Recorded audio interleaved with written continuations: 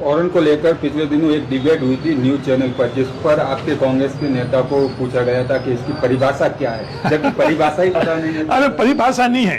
जिला collector madam से मिले, क्या मांग है? बाड़मेर जिले के अंदर बिजली, विशेषकर किसानों को कृषि बिजली के हालात बड़ी गंभीर हो चुके हैं। पेयजल के संदर्भ में भी मोहनगढ़ बाड़मेर लिफ्ट कैनाल की भी स्थितियां आज गंभीर स्थितियों में आ चुकी है। इन दोनों के संदर्भ में तत्कालीन क्या हो सकता है, उसके संदर्भ में जिला कलेक्टर महोदय से वार्ता हुई और आने वाले वक्त के अंदर इसको कैसे हम सुचारू कर सकें कि बिजली और पानी की व्यवस्था ठीक हो सके। मोहनगढ़ के अंदर जो पंप लगे हुए हैं उसमें पर्याप्त बिजली उपलब्ध नहीं होने के कारण बाड़मेर पूरे के पूरे जिले के अंदर और बाइतू के अंदर बिजली का उपलब्धता नहीं होने के कारण आज संकट में पेयजल। शिव के अंदर जो 220 केवी का जीएसएस बनना था वो अभी तक उसकी पूरा नहीं होना। बालोतरा में 220 केवी का जो जीएसएस था उसमें कुछ फॉल्ट आ गई और वो किसी और जीएसएस से उसकी पूर्ति करनी चाहिए और वो भी बाड़मेर के जीएसएस के ऊपर उसके विद्युत आपूर्ति के संदर्भ में जो फैसला लिया गया, इसलिए जो हालात पहले से ठीक नहीं थी वो आज गंभीर स्थिति में पहुंच चुकी है। तो बिजली और पानी के संदर्भ में जिला कलेक्टर महोदय से भी बात हुई और जो हम लोगों की समझ थी और जो नीचे स्थिति है आज वो गंभीर स्थितियां हो चुकी है। सर, इस लोकसभा क्षेत्र की बात करें, बिजली पानी के साथ साथ ही जो ओरन का मुद्दा है वो चल रहा है। ये ओरन का मुद्दा चल रहा है, ओरन के संदर्भ में कभी और अपन चर्चा करेंगे। लेकिन और जो आज के समय में इंसान को सबसे पहले अगर किसी को जरूरत है तो वो पेयजल के संदर्भ में। और आज किसान, बाड़मेर जिले के किसान को जो बिजली नहीं मिल रही है तो आज बाड़मेर के जिले के किसान खून के आंसू रो रहे हैं। तो उनके दर्द और तकलीफ हम लोग अगर समझना चाहे तो हमको सबको समझना चाहिए। और बाकी भी बहुत इशू, सिर्फ ओरन एक इशू नहीं है, आज कम से कम 1000 इशू है बाड़मेर जिले के अंदर, वो सब भी बहुत महत्वपूर्ण है। पर आज के वक्त के अंदर सबसे महत्वपूर्ण है कि बाड़मेर के किसानों को विद्युत आपूर्ति कृषि के अंदर पूरी होनी चाहिए और पेयजल के संदर्भ के अंदर रहनी चाहिए। सर, ओरन को लेकर एक बहुत बड़ा आंदोलन चल रहा है पिछले कई दिनों से लगातार। और ये आंदोलन अलग अलग चीज है। ओरन के संदर्भ में एक ही बात आपको साझा करता हूं, उसमें समझना चाहिए। पिछले 5 वर्षों के अंदर 30,000 बीघा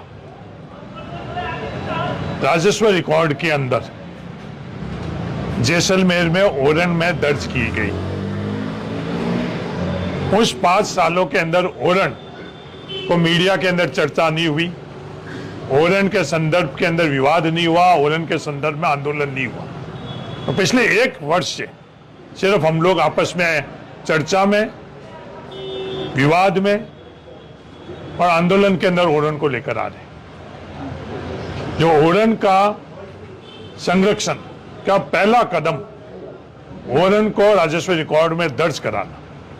हम लोगों की सरकार थी, मैं राजस्व मंत्री था, तो 30,000 बीघा, उससे पहले ओरन दर्ज राजस्व रिकॉर्ड के अंदर कितनी हुई वो रिकॉर्ड आप लोग देख लो। 5 सालों के अंदर ओरन कितनी दर्ज हुई। सामूहिक तौर के ऊपर हम सब लोगों को प्रयास ये करना चाहिए, ओरन पर हम लोग विवाद नहीं करें।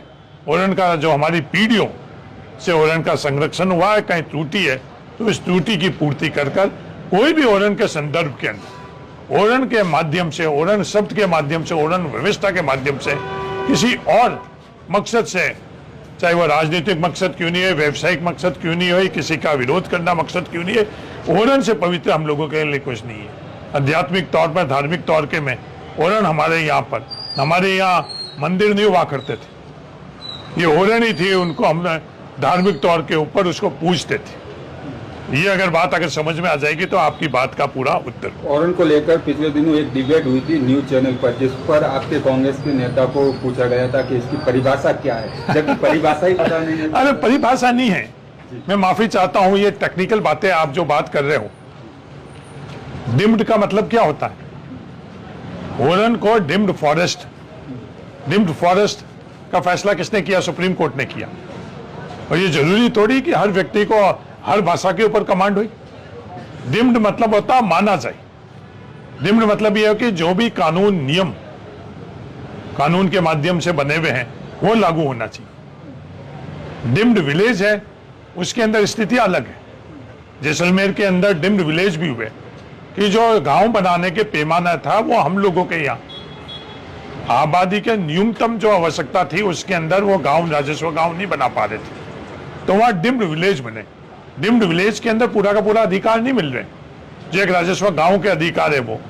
पर डिम्ड फॉरेस्ट के अंदर क्या चीज है, तो कोई भी महाज्ञानी है तो उनको ये टेक्निकल तौर के ऊपर है, ये हम लोगों की भावनाओं से जुड़े हुए, इसमें अपने टेक्निकल तौर पर दबदबा नहीं, कैसे हम लोग संरक्षण कर सके और सामूहिक तौर के ऊपर संरक्षण कर सके, ये हमारी सबकी जिम्मेवारी पड़ती है। क्योंकि राजनीतिक एजेंडा नहीं ओरन, पीढ़ियों से हम लोगों के इस विषम परिस्थिति में ओरन ने हमारा साथ दिया। सर जो थप्पड़ कांड, एसडीएम थप्पड़ कांड जिसमें आप भली बात की पड़ी थी, तो उसको लेकर हनुमान बेनीवाल का जो बयान आया कि इसको एक नहीं दो थप्पड़ पड़नी चाहिए, इसको ये उनकी सोच है, अपनी अपनी सोच है। इस लोकतांत्रिक व्यवस्था के अंदर, संविधान के अंदर थप्पड़ का किसी को अधिकार नहीं। अब संवैधानिक जो आपको अधिकार है उसका उपयोग कर कर आप जनप्रतिनिधि के तौर के ऊपर आप दिशा दो समाज को, या जो संवैधानिक अधिकार नहीं है उसके माध्यम से अराजकता फैलाओ, ये अलग अलग व्यक्ति का अपना अपना सोच है। थप्पड़ का कहीं भी स्थान नहीं। अगर कोई गलत कर रहा है तो प्रावधान है। कई अधिकारी को नौकरी से भी बर्खास्ती हुई है इस देश के अंदर, गलत कर रहा है तो उस माध्यम से उनके खिलाफ कार्रवाई होनी चाहिए। सर पिछले दिनों जो है जोधपुर में अनिता चौधरी हत्या मामले में 6 टुकड़े कर दिए गए थे, लेकिन उस पर आपका क्या कमेंट है? नहीं, मैंने अनिता चौधरी हत्याकांड के अंदर उस वक्त सभी शीर्ष पुलिस अधिकारियों से बात करी और निष्पक्ष तौर पर उसकी जांच होनी चाहिए।